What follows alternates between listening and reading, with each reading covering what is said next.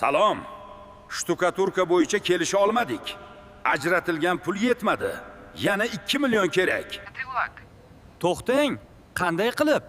Axir materiallar uchun summani oldindan kelishgan edik-ku. Men yaxshiroq shtukaturka olishga qaror qildim. Bu remontning asosi. Axir hammasi sifatli bo'lishini xohlaysiz-ku? Lekin nega allaqachon elektr ishlari boshlanib ketdi? Axir hali aniq plan qilmagandik-ku.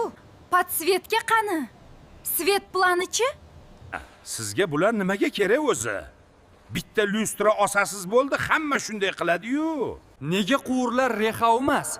Axir biz pulni aynan ular uchun o'tkazgan edik. Polipropilen yillar davomida sinovdan o'tgan.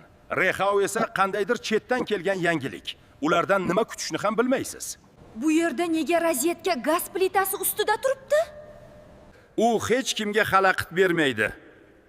Aksincha, juda qulay bo'ladi.